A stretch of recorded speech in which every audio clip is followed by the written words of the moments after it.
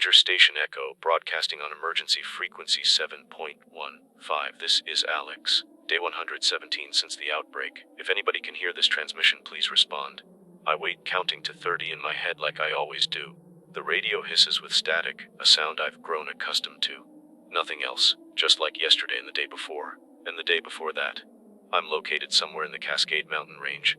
I've got shelter, ammunition, and weapons to spare, but I'm running low on food. I'm looking to trade. I repeat, I have weapons and ammo to trade for food or medical supplies. The radio crackles with empty static. I adjust the dials more out of habit than hope. The needle bounces across the display, searching for a signal that might not exist anymore. It's been 43 days since I heard another human voice on this thing. Guy named Marcus, broadcasting from somewhere near Portland. Said the city was completely overrun. We talked for 3 nights straight before his signal went dead mid-sentence. I take a swig from my canteen. The water tastes metallic, but it's clean. That's one advantage of being up here. The stream running past the station provides fresh water. Small mercies. Weather's starting to turn. First snow fell last night. Barely a dusting, but winter's coming. Need to stock up before the passes get blocked. Through the window, I can see the mountains rising above the tree line, their peaks already white with early snow. The forest stretches out before me, a sea of pine and fir. Beautiful in its way. Peaceful. Hard to believe what's happening beyond these trees. For anyone just tuning in, I've got a stockpile of firearms.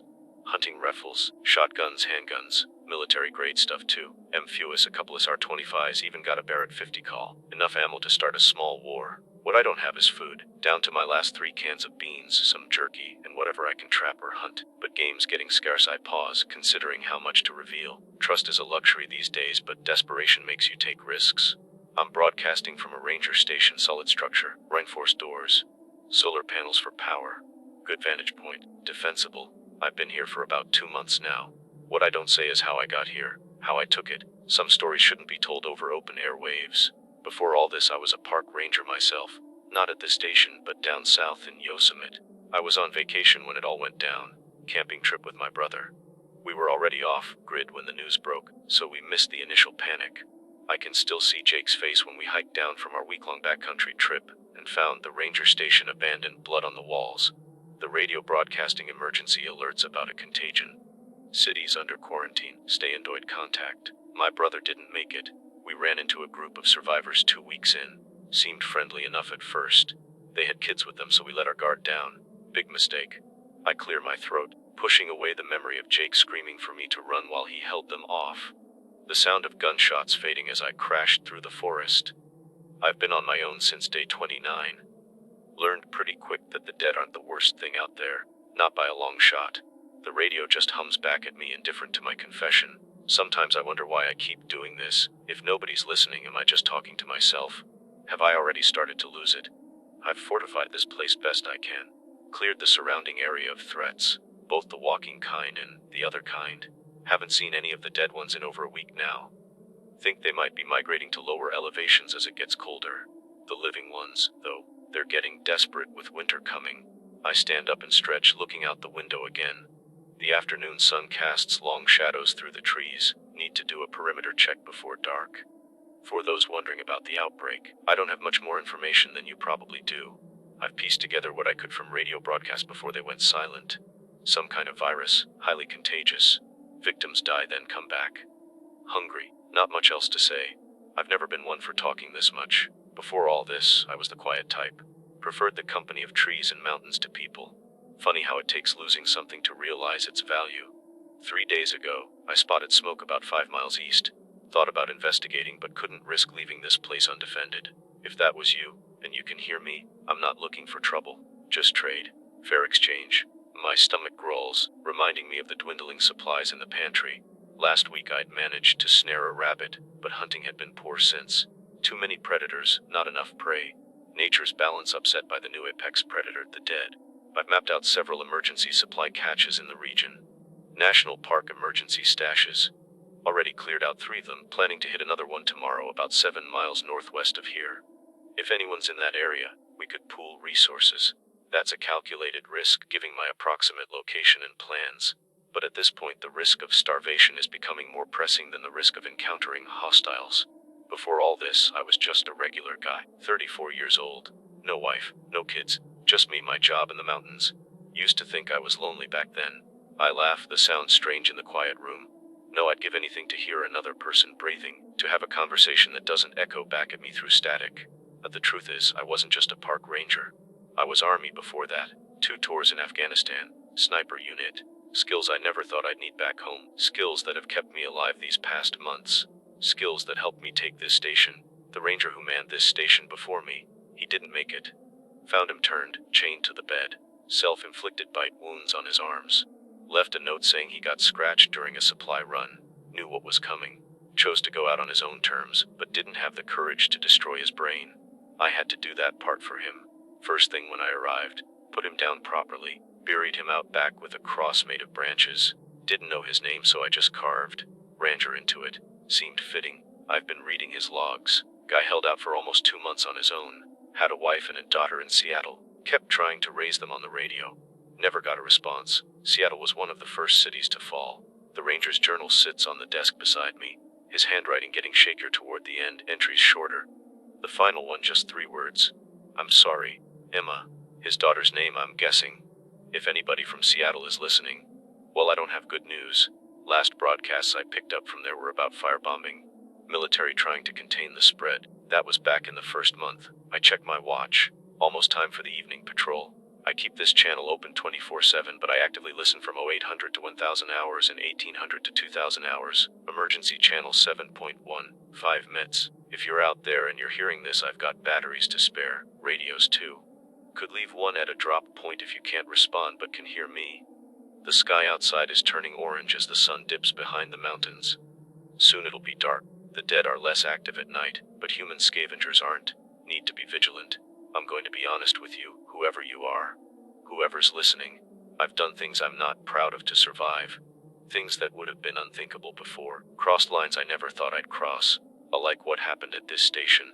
3 men had set up here before me. The Ranger was already turned and locked away, but these guys had moved in after.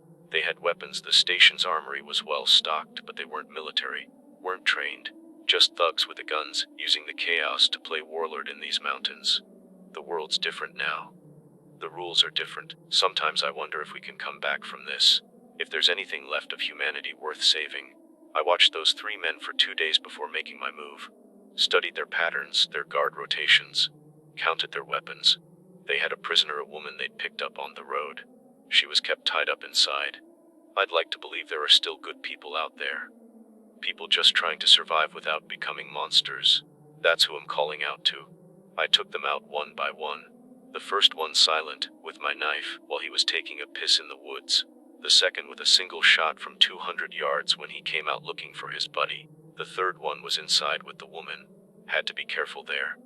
If you're listening, and you're one of the good ones, I want you to know you're not alone. There's at least one other person out here trying to hold on to something resembling humanity. I told the woman she could stay, but she didn't want to. Too many bad memories in this place. Can't say I blame her. Gave her a handgun, some food, a map. Pointed her toward a small town about 15 miles south that seemed quiet last time I scouted it. Never saw her again. Hope she made it. The nights are the hardest. When the darkness settles in and all you have is your thoughts. Memories of before, faces of people you've lost, wondering if they're still out there, walking. My brother Jake might be out there somewhere. Part of me hopes not. Part of me hopes those people killed him clean. But I didn't stay to find out. I ran, like he told me to. Sometimes I still hear his voice in my dreams telling me to run. Calling me a coward. I dream about pizza, you know. Stupid thing to miss with the world gone to hell, but there it is. Hot, greasy pizza and cold beer. Sitting in front of the TV watching a game that doesn't matter. Normal stuff. What I wouldn't give for one normal day again. I checked the radio settings one more time, adjusting the frequency slightly, hoping for anything but static. Nothing. I've started keeping a journal. Something to leave behind, I guess. Stupid maybe, but I want there to be some record that I was here, that I existed, that I tried. Outside, the last light is fading fast. Time to lock down for the night. I'm going to sign off for now. I'll be back tomorrow, same time, same frequency. If you're out there, if you're listening, please respond. Just want to hear another human voice again. My finger hovers over the transmit button. One more thing to say. This is Alex at Ranger Station Echo. I'm still here. I'm still alive. And I'm still listening over and out. I release the button and the radio falls silent. Just the soft hiss of static filling the small room. I sit there for a long moment, staring at the device as if willpower alone could make it speak back to me. Nothing. I stand up, check my sidearm, and grab my rifle. Time for the evening patrol. Outside, the forest air is quiet except for the whisper of wind through the pines. The mountains loom dark against the deepening blue of the sky. Somewhere out there, I tell myself, there are others. There have to be. I just have to keep broadcasting, keep listening, stay alive long enough to find them. Or for them to find me. Tomorrow, I'll try again. Ranger Station Echo, broadcasting on emergency frequency 7.15. This is Alex. Day 124 since the outbreak. If anybody can hear this transmission, please respond. The same words, the same ritual, the same silence in return. A week has passed since my last detailed broadcast. 7 more days of talking into the void, of hearing nothing but static crackling back at me. 7 days of dwindling supplies and growing doubt. Still here, still alive. Though I'm starting to wonder why I bother. The first snow has settled on the mountains now, coating everything in a deceptive blanket of white. It looks peaceful from the window of the ranger station, pristine, untouched. As if the world hasn't ended, as if millions aren't dead or walking. Supply run 3 days ago didn't go as planned. Found the cache, but someone had beat me to it. Not much left, got a few cans of fruit, some crackers. Enough to stretch things another week maybe. I don't mention the trap that had been set there. A tripwire connected to a shotgun. Amateurish setup, but it would have worked if I hadn't been checking for exactly that kind of thing. Whoever said it was long gone, but they left their message clear enough: keep away. Spotted tracks in the woods on my way back. Human. 3 people moving together, heading east. Thought about following them, trying to make contact, but I couldn't risk it. Not after everything I've seen. Not after what happened with Jake. Trust is a luxury I can't afford anymore. Weather's turning bad. Storm moving in from the northwest. If anyone's out there in the mountains, find shelter. This one looks nasty. Through the window I can see the dark clouds gathering over the distant peaks. The wind has picked up, making the trees sway and creak. The radio reception will be worse during the storm. Another excuse for why nobody answers. Been thinking a lot about before. About normal life. It's getting harder to remember what that felt like. Waking up, going to work, paying bills. Worrying about stupid shit that doesn't matter now. I lean back in the chair, staring at the ceiling. The ranger station is solid, but the roof leaks in one corner when it rains hard. There's a bucket there now, already collecting occasional drops. You know what I miss? Coffee shops. Just sitting in a coffee shop with a book, people watching. The smell of fresh coffee. The background noise of conversation. Seems like another lifetime now. But the silence of the station presses in around me, broken only by the soft static of the radio and the increasing patter of rain on the roof. Ran into trouble yesterday. 2 of them. The dead ones, first I've seen in almost 2 weeks. Thought maybe the cold was slowing them down, but these ones seemed different, more alert, moving faster despite the temperature. Thought they'd been a man and a woman, dressed in winter hiking gear. Fresh turns, couldn't have been dead more than a day or 2. No visible bites that I could see. That's been happening more lately. People turning without apparent bites. Like the infection is evolving, finding new ways to spread. Took them out quietly. Didn't want to risk gunshots bringing more. Buried them proper, away from the water source. What I don't say is how the woman had looked familiar. For a moment, I thought it might be the woman I'd freed from this very station weeks ago. Same build, same hair color. It wasn't her, but it easily could have been. Everyone ends up the same eventually. Food situation is critical now. Been setting more traps, but nothing's biting. Even the animals seem to have disappeared. My stomach growls as if on cue. I've been eating 1 small meal a day, trying to stretch what little I have left. The hunger is a constant companion now, a gnawing emptiness that's becoming harder to ignore. If anyone can hear this and is in a position to help, I'm desperate enough to take risks now. Name a meeting place. Set terms, I'll bring weapons to trade, whatever you want. But the desperation in my voice surprises even me. I sound pathetic, begging into a radio that might not be heard by anyone. But pride is another luxury I can't afford. Still got plenty of ammunition. Enough guns to arm a small militia. What good are they doing me now? Can't eat bullets. I've started going through the ranger's personal belongings more thoroughly. His name was Stephen Mitchell, according to his ID. The photos in his desk drawer show a man in his 50s with a woman about the same age. A teenage daughter. All smiling in front of mountains, lakes, forests. Happy. Normal. Found some old packets of dehydrated camping food in the back of a filing cabinet today. Best by date was 2018, but beggars can't be choosers. Tasted like cardboard and salt, but it's calories. The rain is coming down harder now, drumming against the roof and windows. The wind howls through the trees, a morning sound that matches my mood. Sometimes I think about just walking away from here, taking what I can carry and heading south. Try to reach somewhere warmer before winter really sets in. But then what every place I've heard about on the radio is the same story. Cities are death traps. Small towns overrun or controlled by whoever had the most guns when things fell apart. I get up and pace the small confines of the station, 7 steps one way, 7 steps back. The walls feel like they're closing in after all these weeks. Had a dream last night that the radio finally answered back. Heard a voice, clear as day, telling me where to find others, a safe place, people working together. Then I woke up to the same 4 walls, the same silence. Almost broke the damn radio in frustration. Outside, lightning flashes, briefly illuminating the room in harsh white light. Thunder follows a few seconds later, a deep rumble that seems to shake the very foundation of the station. Storm's right on top of me now. Might lose transmission if it gets worse. But as if in response, the radio crackles more intensely, the static growing louder. I adjust the dials trying to clear the signal, but it's no use. The storm is interfering. Before I potentially lose connection, let me say this: I don't know why I keep broadcasting every day. Maybe it's routine. Maybe it's hope. Maybe it's just to hear a human voice, even if it's my own. But if you're out there, if you're listening and just haven't been able to respond, I'm still here. I'm still trying. Another flash of lightning, closer this time. The thunder almost immediate. The lights flicker, and for a moment I think the solar power system might fail. But it holds. Got to check the windows, make sure everything's secure. I'll try again tomorrow, weather permitting. I move to switch off the radio, then pause. There's something else I need to say. Something that's been weighing on me. About this station. About how I got it. I haven't been entirely honest. My voice drops lower, though there's no one here to overhear my confession. I told you before that the previous occupants were bad men. That's true. But I didn't just defend myself against them. I hunted it. Executed it. 3 men who never saw me coming. The rain beats against the windows like accusatory fingers. The first one, like I said, I took with my knife. Silent, quick. The second one I shot from the tree-line. Clean kill. But the third one, the one inside with the woman they'd captured, that was different. I swallow hard, the memory vivid despite my efforts to suppress it.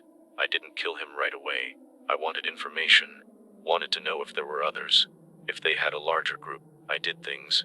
Used skills I learned in places I don't talk about, to make him tell me what I needed to know. The storm outside seems to build in intensity with my confession, wind howling like the ghosts of my victims. He told me eventually, told me everything. They were just 3 guys who worked construction together before. No larger group. Just opportunists taking advantage of the chaos. When I had what I needed, I ended it for him. Told myself it was justice for what they'd done to the woman. To others they'd robbed or worse. But the truth is, I became something I never thought I could be. My voice has dropped to barely more than a whisper now, as if afraid the radio might actually be heard by someone. That's the thing about this new world. The line between surviving and becoming a monster. It's thinner than you think. Easier to cross than you'd imagine. Lightning strikes somewhere very close, the thunder immediate and deafening. The lights go out, plunging the station into darkness. The radio stays on, running on its backup battery. Power's gone. Storm must have damaged the solar array. Just what I needed. I fumble in the dark for the flashlight I keep by the radio. Its beam cuts through the darkness, casting long shadows across the walls. If the power doesn't come back, the food in the mini fridge will spoil. Not that there's much in there anyway. Some jerky. Half an onion. Luxury items these days. I laugh, but there's no humor in it. Just a hollow sound swallowed by the storm. You know what keeps me up at night. Not the dead ones. Not the living ones who'd kill me for my supplies. It's the thought that this might be it. That humanity had its run, and now we're just winding down. The last generation, scattered and hiding, waiting to die out one by one. The beam of my flashlight catches the photos on the desk. Ranger Mitchell and his family, smiling up at me from a world that no longer exists. What's the point of surviving if there's nothing left to survive for? If we're just delaying the inevitable? If there's no rebuilding, no future, just existence until we can't anymore? I sink back into the chair, suddenly exhausted. The storm rages on outside, matching the turmoil I feel inside. I keep telling myself there must be others out there.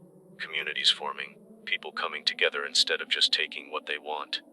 Rebuilding something from the ruins. But then I remember what I've seen. What people are capable of when the rules are gone. And I wonder if anything good can come from what's left. The flashlight flickers, the battery's beginning to fail. Another resource running out.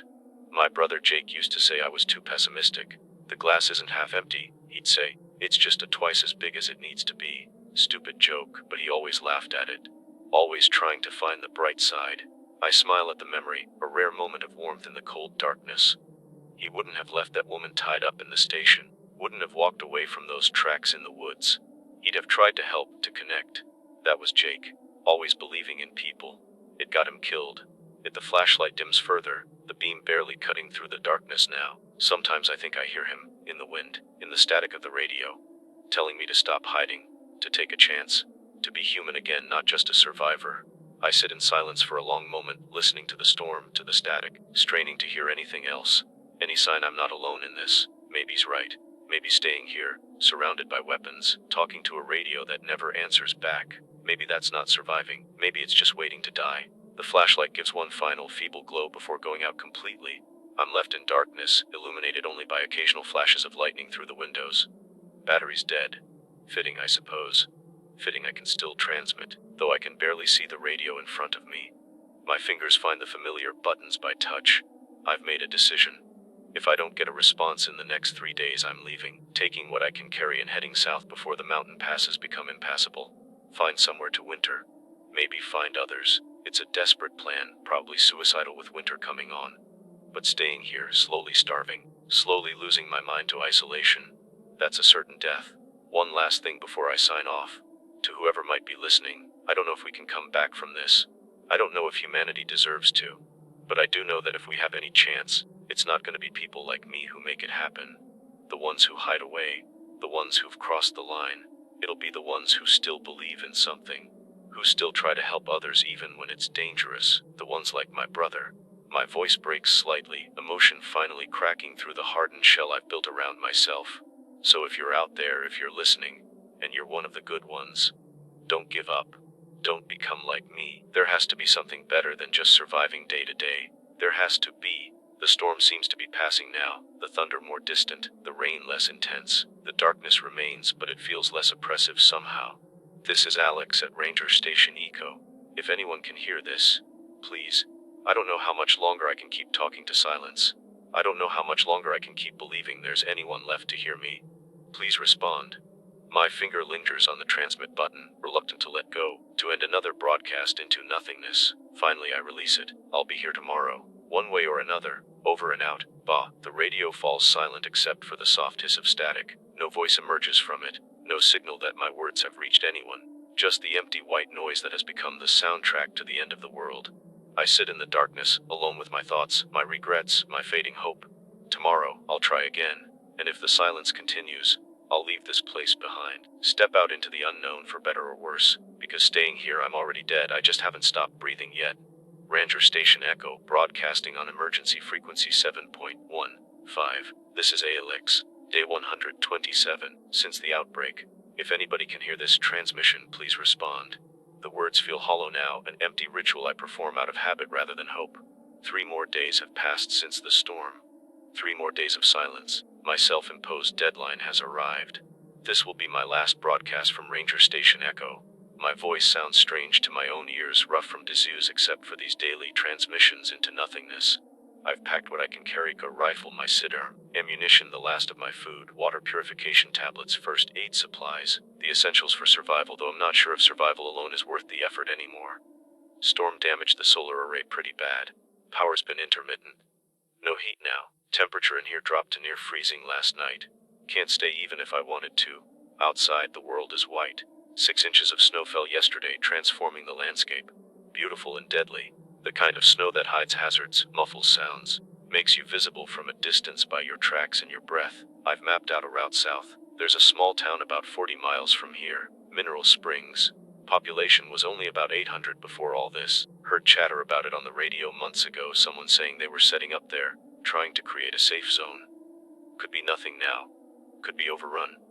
Could be worse than being alone. But I've got to try. I spread the map out on the desk beside the radio, tracing the route with my finger one more time. Down from the mountains, following Highway 23 where possible, though staying off the main roads when near populated areas. A journey that would take a day by car in the old world will likely take me a week on foot in deep snow, assuming I don't run into trouble. For anyone who finds this station after I've gone, I've left some supplies I couldn't carry. Ammunition mainly, some tools, a couple of rifles, They're hidden in a cache behind the woodshed, buried 2 feet down, wrapped in plastic. Help yourself. I won't be coming. Backpack sits by the door, impossibly heavy even though I've limited myself to absolute necessities. I'll be lucky to make 10 miles a day with that weight on my back through the snow. I keep thinking about something my brother told me once back when we were kids. We got lost hiking, spent a night in the woods before rangers found us. I was scared, but Jake just looked up at the stars and said, "We're never really lost, Alex. The world knows exactly where we are. We just don't know where everything else is." I smile at the memory, one of the few that doesn't hurt to recall. Feels like that now. The world knows where I am, but I've lost everything else. Time to go find it.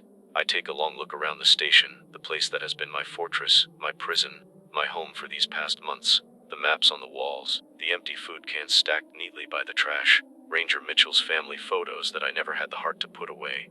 One last thing before I go.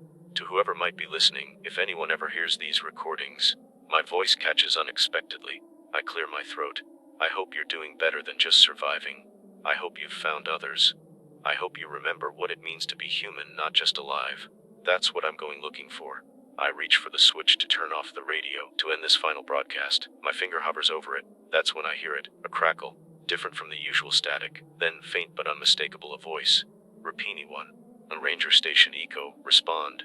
I freeze, certain I'm hallucinating, that my desperate mind is finally manufacturing what it most wants to hear. But there it is again. This is Clearwater Community, responding to Ranger Station Echo. Do you copy?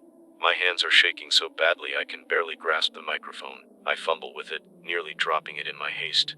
This is Ranger Station Echo. I copy you. I hear you. My voice breaks, emotion overwhelming me. How long has it been since I've heard another human voice? The static rises, threatening to swallow the tenuous connection. Bad reception, storm interference, 20 survivors, established community. I adjust the dials frantically, trying to strengthen the signal, terrified of losing this miraculous contact. Please repeat. Your signal is breaking up. Did you say 20 survivors, a community? The voice comes back, slightly clearer now. Affirmative. Clearwater Lake Community, 23 survivors. Secured the area. Heard your broadcasts for weeks. Couldn't respond until now. I can't believe what I'm hearing. Weeks. They've been listening for weeks while I poured my heart out into what I thought was emptiness. Why couldn't you respond? Where are you located? The answer comes through patches of static. Radio damaged, finally repaired, 15 miles southeast of your position. Former summer camp, 15 miles. All this time, people have been just 15 miles away. Close enough that I could have found them if I'd explored more, taken more risks. Far enough that our paths never crossed. I was about to leave. Head south. I'm running out of food and the station's power is failing. There's a pause, longer this time. I fear the connection has been lost. Then we have food.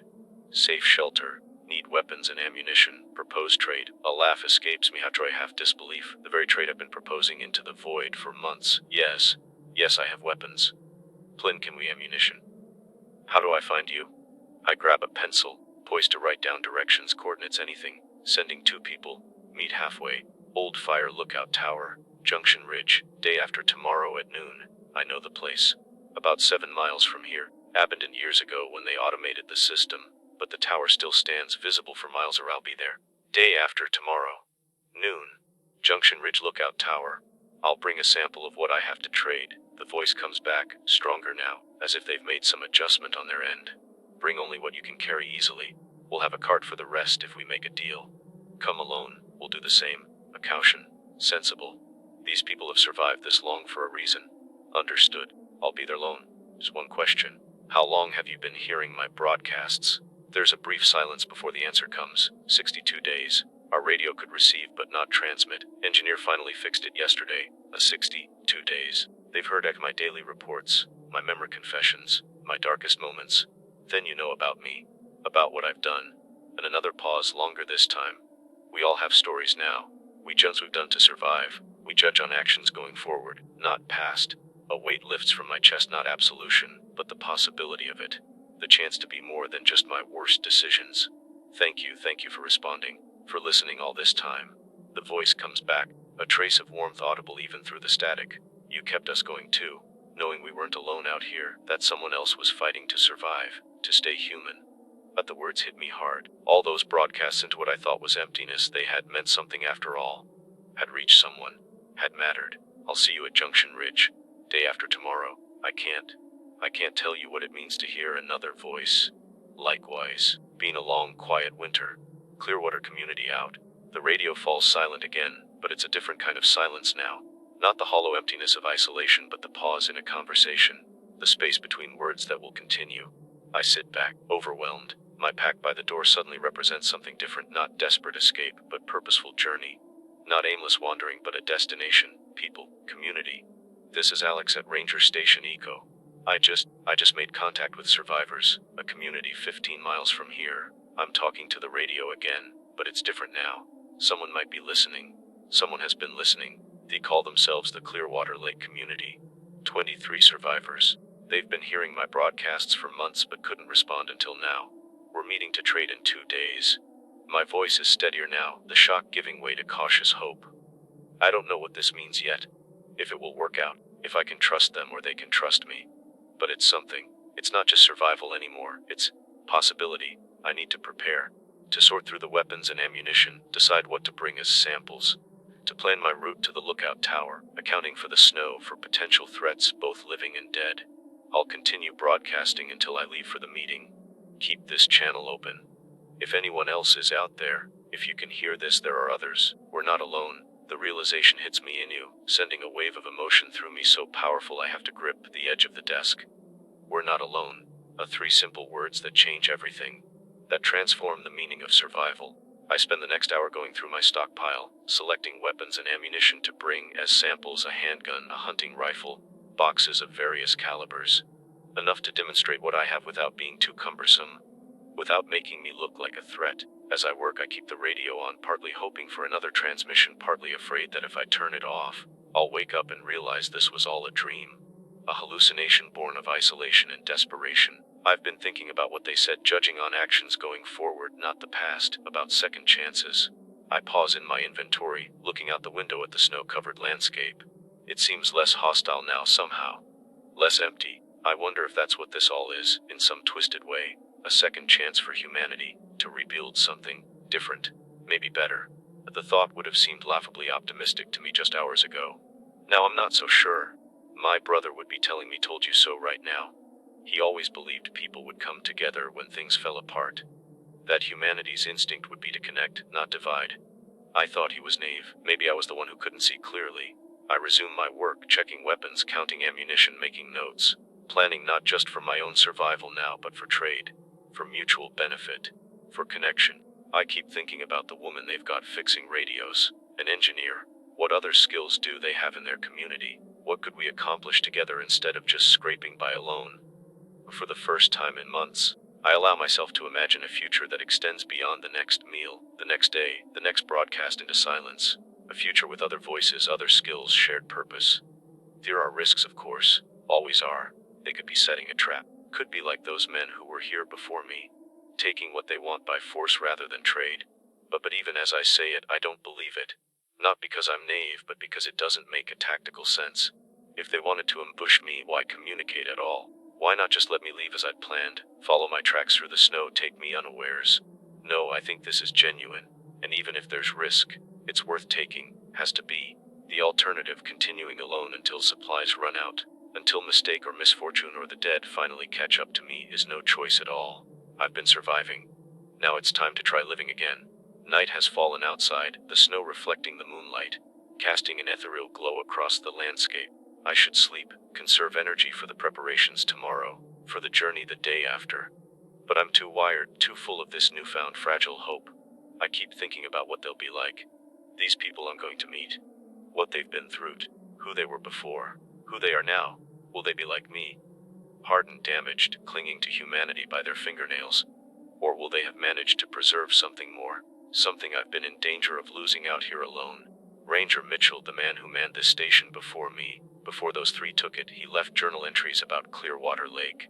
Said it was beautiful. Pristine. Remote enough that even in summer, it didn't get many visitors. Just a small camp for kids, a few cabins. An ideal place to weather the apocalypse if you had enough people to secure it. Remote but not inaccessible. Water source. Presumably buildings intact. He actually has a map of the camp here somewhere. I remember seeing it, but I rummaged through the drawers of the desk, eventually finding a folder labeled Regional Facilities. Inside, among various maps and documents, is a faded brochure for Camp Clearwater, where young adventurers thrive, proclaims the weathered text above a photo of smiling children in canoes. Below is a simple map of the grounds, a dozen cabins arranged in a semicircle around a main lodge, all facing the lake.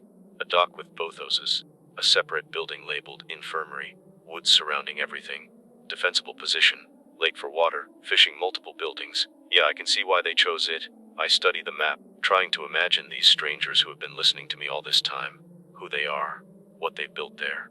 Tomorrow I'll do a final inventory of everything here. Pack what I'm bringing to trade, plan my route carefully. I should be exhausted, but adrenaline and hope keep me wide awake. I pace the small confines of the station, my mind racing with possibilities, with questions, with cautious optimism. You know what's strange? I'm nervous. Actually nervous about meeting people, making a good impression, like it's a job interview or a blind date or something. I laugh at the absurdity of it.